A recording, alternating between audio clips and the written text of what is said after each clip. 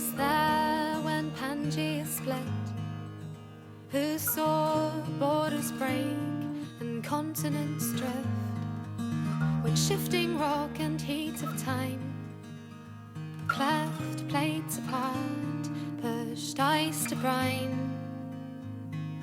The trade winds and the westerlies, the push and pull of the gyre,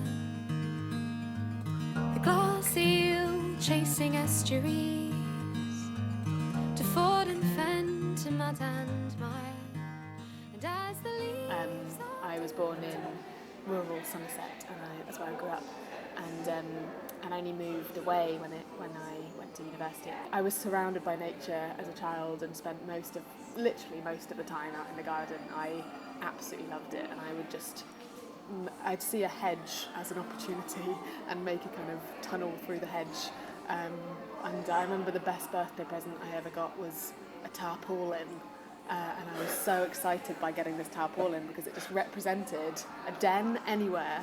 So I would just go off, and we had this big field at the back of our house that I'd just go off and put Just imagine saying to kids now, here you are, tarpaulin. it's a tarpaulin. It makes me sound like I was born in the 20s or something.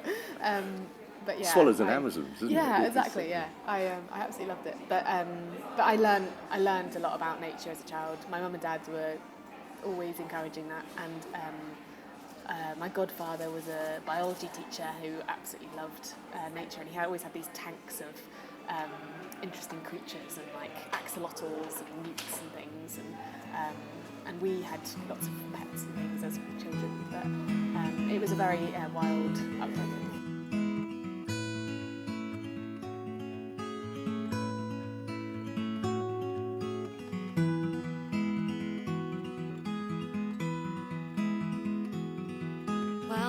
Is this wind that blows kisses in my face?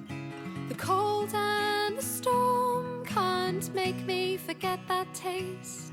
And well met is the rain that stamps lines upon this land. There's not much that's sweet and simple about this place.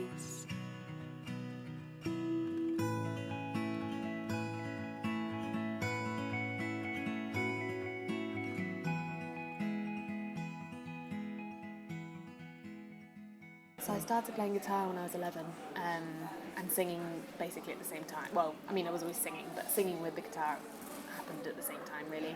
And I remember first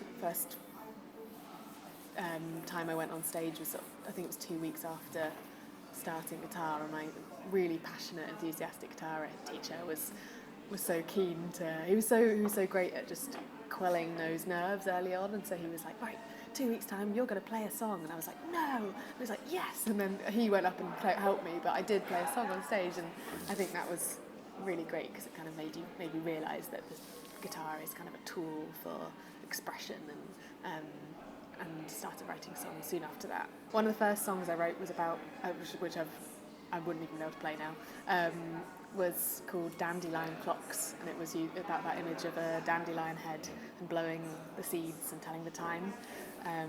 But that was when I was about 14, I think, so that was probably one of the first songs I wrote. The main place I used to play was in my village. It's about a 10-minute walk from my house, and it was a music club called the Milverton Music Club that happened the first Friday of every month, and it was just an open mic, but they had a really warm, welcoming atmosphere, and they were really supportive. I played there, I think it was first when I was 12 or 13, went along and did a couple of songs. Was so nervous, but then felt so great afterwards, and also get to see loads of other people playing as well, so that was amazing for me to just sort of see all these people of different ages, and it functioned very much like a folk club, but a floor spot folk club, and so you'd see all these people of different abilities but different ages and different genres, and it was really sort of cultivating at the time. I will build my house out of sticks and moss and spiders' webs. These branches aren't safe, these roots won't hold forever. There is no comfort in these threads and fibres. Namer of Clouds is the first full album Yeah. you've done. tell me a little bit about the title and where you got it from. I know it's something to do with Luke Howard, I Yes, believe, who was a yeah. meteorologist. Yeah. It's a great title, I guess. But what was behind that? I mean, why did you find that you just found that about him and thought this Yeah. is something interesting to write about? Yeah, so I keep quite a lot of songwriting notebooks, and I write things that just come to me, and then I leave them and move on. And when I get to the end of a notebook and I'm about to start a new one, I look back through that last one and check if there's anything I hadn't used yet that might trigger things. And then normally, just like triggering words or phrases.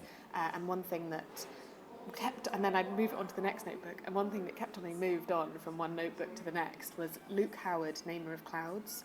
And he came up with all the names for the cloud formations, like cirrus, stratus, cumulus, in about 1802. And he put these ideas and these words to a huge group of people in London, of scientists, but also poets and creatives. And he completely changed the way we talk about the skies, and he made them something that we can actually categorise. But I thought it was quite an interesting metaphor for humanity's efforts to try and draw boxes around everything, and to never stop, and never in the face of something that is seemingly boundless, to try and put it into something that we can then control almost, and almost the futility of that as well, because we are so small in comparison. So that's where that song came from. And I read a book about his life by a man called Richard Hamblin, called On the Invention of Clouds, and it was all about this boy growing up and how he, as a young boy, I can't remember what the date was. It was in the 1780s or something like that, when he was a child, and looking up at the sky and seeing these amazing shapes and colours. And that was one of the triggering moments for him that made him become an amateur meteorologist. And that year, the reason the skies that year were so crazy was because it was the same year as a big volcanic eruption somewhere else in the world. And so so I just thought the whole thing was so romantic, and the idea of one boy having that vision and then going on to revolutionise the way we describe the skies. To give a name to something fleeting, assigning words to speak aloud, to give the abstract world a meaning, become the namer of clouds.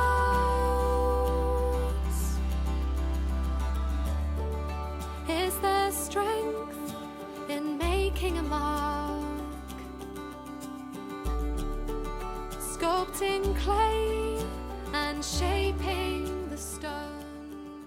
I'm so increasingly aware of everything that's happening in the world, and especially recently with the huge amount of attention that's been on the climate emergency, and Greta Thunberg, and Extinction Rebellion. And I think there's a real momentum around the idea of everyone changing the way they live in order to try and save the planet. And that's something that I'm finding myself feel quite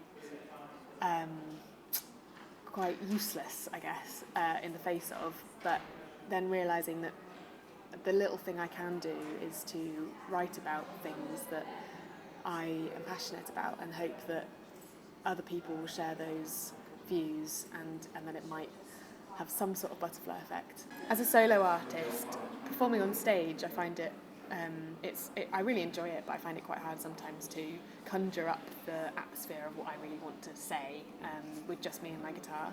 And I've done a couple of band gigs which have really allowed for that. And one of the things we've done is brought along a sampler, which I've now incorporated into my solo show, featuring some of the found sound that I've put into that sampler that I can then bring to the venues. And for me, it's really lovely because these are sounds of Somerset and Italy and all these places that I've been with my recorder, and it brings that place into the room. because a lot of the songs are about specific places or people, and so it kind of means that I get a chance to give a voice to those places as well and collaborate with the places even if they're unwilling to, which is really fun.